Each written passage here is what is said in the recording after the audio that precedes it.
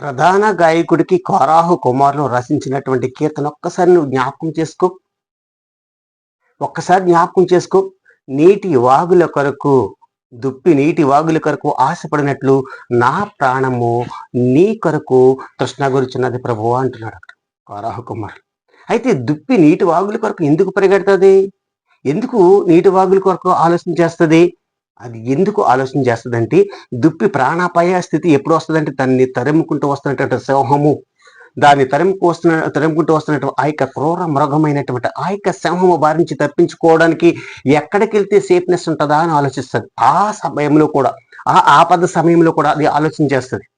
ఆలోచన చేసి ఆ నీటి వాగుల దగ్గరికి వెళ్తే ఆ సింహం నన్ను ఏమి చేయలేదు కదా అని ఆలోచన చేస్తుంది. ఎందుకంటే నీటి వాగుల మధ్యన చిన్న చిన్న ఆ యొక్క రాళ్ళు ఉంటాయి, చిన్న చిన్న ఆ యొక్క దెబ్బల కింద వేయబడి ఒక బండల కింద ఉంటాయి. ఆ బండ మీద నిలబడితే ఆ సింహము ఆ బండ మీదకి రాలేదు, నీటిని దాటుకుని ఆ సింహం రాలేదు. కాబట్టి ఆ యొక్క ఆపద సమయంలో ఇక దుప్పి నీటి వాగుల కొరకు ఆలోచన చేస్తుంది.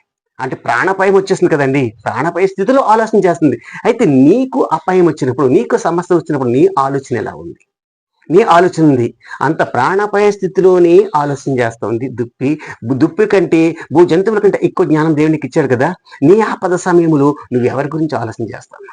ఎక్కడికి వెళ్తే నీ సమస్య నుంచి విడిపించబడతావు? ఎక్కడికి వెళ్తే నీ ఇబ్బంది నుంచి విడిపించబడతావు? ఎక్కడికి వెళ్తే రోగం నుంచి తప్పించబడతావు అనే ఆలోచనకి రావట్లేదా? రావాలి రావాలి రావాలి అంటే పరిశుద్ధ గ్రంథాన్ని చదవాలి. చదవాలి అంటే ఆయన శక్తిని ఆశ్రయించాలి.